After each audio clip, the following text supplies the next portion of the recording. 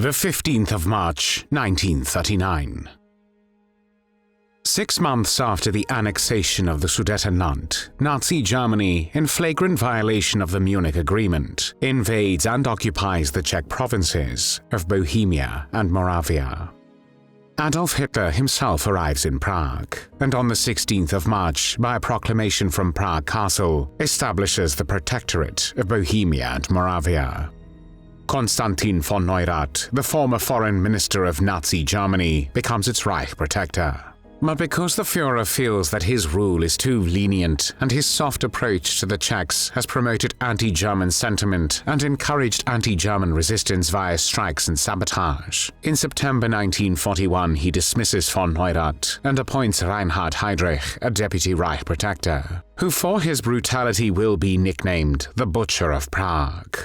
However, in a land where fear and oppression rule the day, Heydrich's reign of terror ends on the 27th of May 1942, when he is mortally wounded by 2 Czechoslovak paratroopers.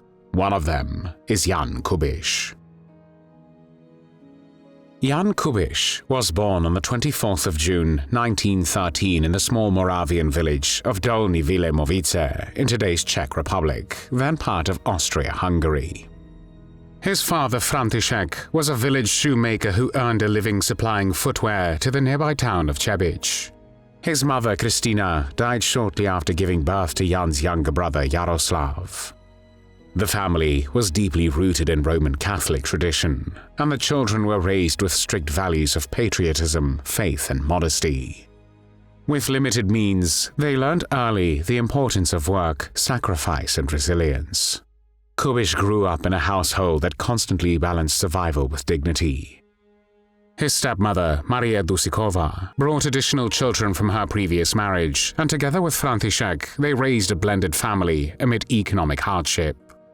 Despite these struggles, Jan's sense of justice and national pride only deepened. Jan spent part of his early childhood with relatives in the nearby village of Ptachov, before taking up various jobs to help support the family. He worked as a farmhand, tended animals, and eventually worked in a nearby brickyard. During this time, he became involved with the Christian social athletic movement known as Orel. It was more than a physical outlet, it was a space where his patriotism and Catholic values fused with a disciplined lifestyle. In 1935, Kubiš began his compulsory military service in the Czechoslovak army. He was assigned to the 9th Company of the 31st Infantry Regiment in the city of Jihlava. Over the next few years, he rose steadily through the ranks, displaying leadership and tactical skill. When the Munich Agreement shattered Czechoslovakia in late September 1938 and the Nazis invaded the remaining Czech and Moravian lands in March 1939, Kubiš could not stand idly by.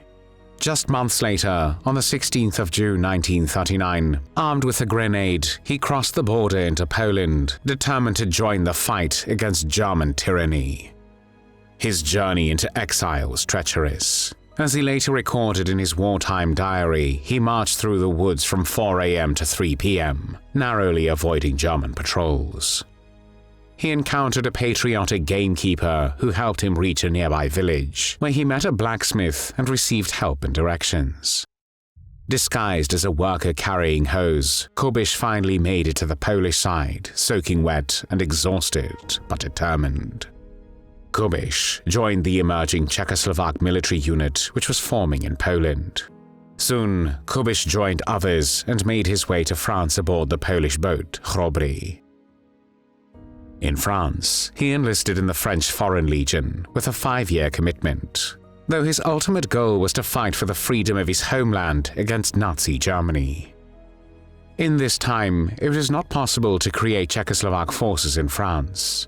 He was stationed in North Africa, where he endured the heat, cultural shock, and a different military environment. After the outbreak of the Second World War, which began on the 1st of September 1939, Czechoslovak soldiers were released from their contracts in the Legion. Returning to France, he joined the newly formed Czechoslovak army in exile. Alongside his close comrade, Jozef Gabčík, he endured poor living conditions, substandard equipment, and shortages of proper uniforms, boots, and outdated weapons. Despite these challenges, their commitment remained unwavering. The two men formed a deep bond during this time, often cycling together, sharing their frustrations and aspirations.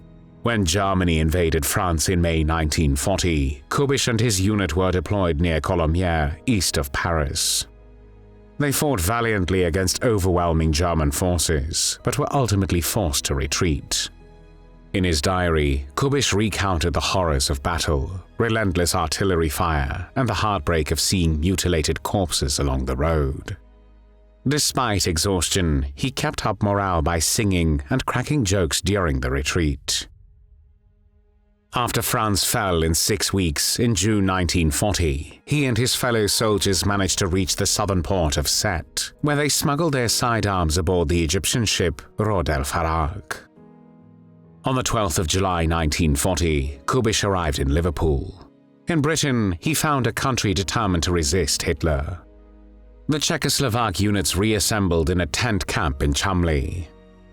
Though their numbers were diminished, low morale was restored with visits from Czechoslovak president in exile, Edvard Beneš.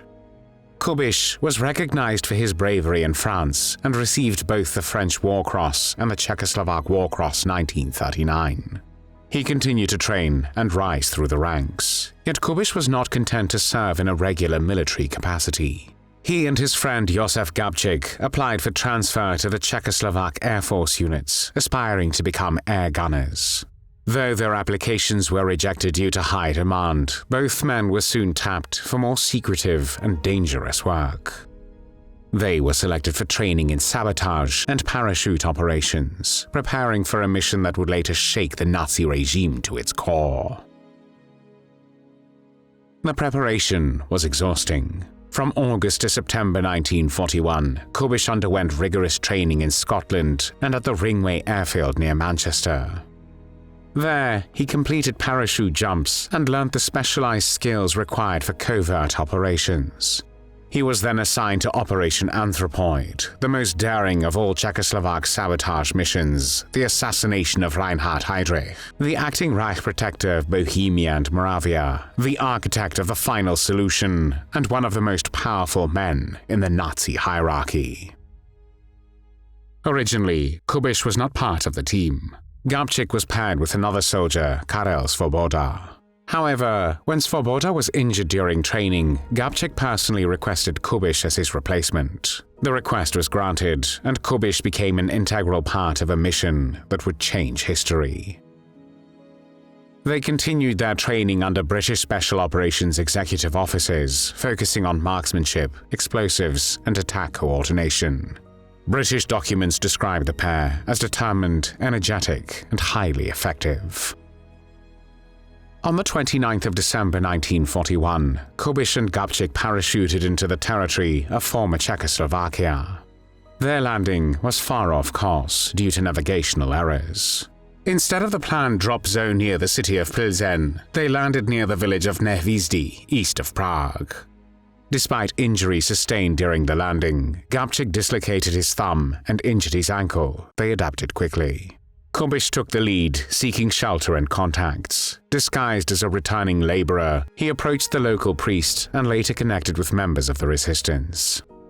Over the following months, Kubiš and Gabčík moved between safe houses in Prague and its outskirts, supported by a courageous network of resistance members. Kubiš began a romantic relationship with Maria Kovarnikova, a factory worker. Their bond deepened as the mission neared its execution. Their lives became a careful blend of secrecy and resolve, with even simple outings used to avoid suspicion as they scouted locations and made plans. The 27th of May 1942 became the final day of the operation. Heydrich traveled the same route daily from his residence outside of Prague to Prague Castle. As Heydrich's open Mercedes slowed, Gabčík stepped into the road and attempted to fire his Sten submachine gun at point-blank range, but the weapon jammed.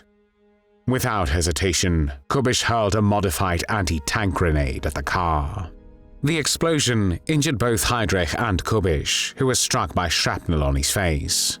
Heydrich initially survived the blast, but succumbed to his injuries on the 4th of June 1942. The Nazis responded with savage reprisals, mass arrests, and executions. The manhunt for Kubiš, Gabčík, and their fellow agents from other clandestine operations intensified. The resistance protected them as long as possible, hiding them in the church of Saint Cyril and Methodius in Prague. On the 10th of June 1942, less than 2 weeks after the attack on Heydrich, Nazi forces arrived in Lidice, a small village near Prague. What followed was not a military action, but an act of terror designed to send a message to the entire population. This is what happens when you attack the Reich. All 173 men in the village were rounded up and shot. Women were separated and sent to concentration camps. Children were taken from their families. A handful were selected for Germanization. The rest, 82 children, were sent to extermination camps like Chelmno, where they were murdered. The village itself was obliterated. Buildings were burned, bulldozed, and removed from maps. Even the cemetery was desecrated. Nazi propaganda initially tried to justify the massacre by falsely linking Lidice to the attackers, though no actual evidence ever supported the claim. Lidice was chosen not for what it had done, but for what it symbolized, a target to make others afraid. Unfortunately, it worked. One of the agents got scared and betrayed the resistance and his fellow agents which were in hiding. His name was Karel Čurda. On the 18th of June, Nazi forces finally surrounded the church in which the agents were hiding. After hours of fierce fighting, Kubiš, gravely wounded, was captured and brought to a hospital unconscious. He died from his injuries later that day. He was 28 years old. After all 7 men which were hiding in the church were dead, the Germans took their bodies to the Institute of Forensic Medicine in Albertov in Prague, where an autopsy was carried out. All the bodies were decapitated, and the heads of Gabčík and Kubiš were to be perfectly preserved in formaldehyde and displayed in the crime museum that the Nazis planned to create after the war. As for the remaining 5 men, only the skull was to be retained. On the 20th of April 1945, just a few weeks before the liberation of Prague, the Gestapo took them away, and what happened to them next has not been credibly confirmed. Allegedly, their bodies were buried in a mass grave at Lidice Cemetery in Prague. The Nazis took cruel revenge for the successful assassination of the acting Reich protector. The closest relatives of Jan Kubiš were executed, together with other Anthropoid supporters, on the 24th of October 1942, in a Mauthausen concentration camp.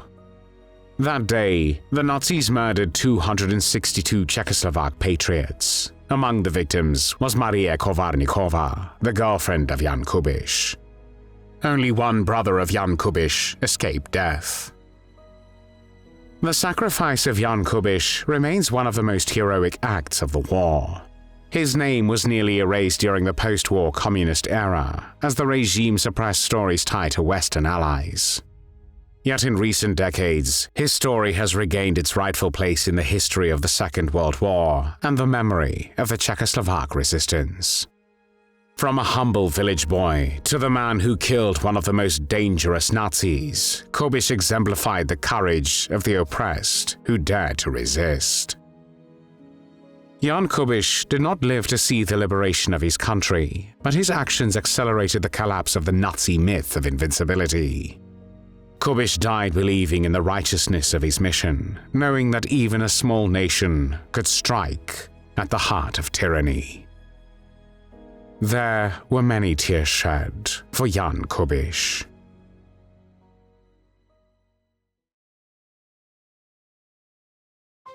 Thanks for watching the World History Channel. Be sure to like and subscribe, and click the bell notification icon so you don't miss our next episodes. We thank you, and we'll see you next time on the channel.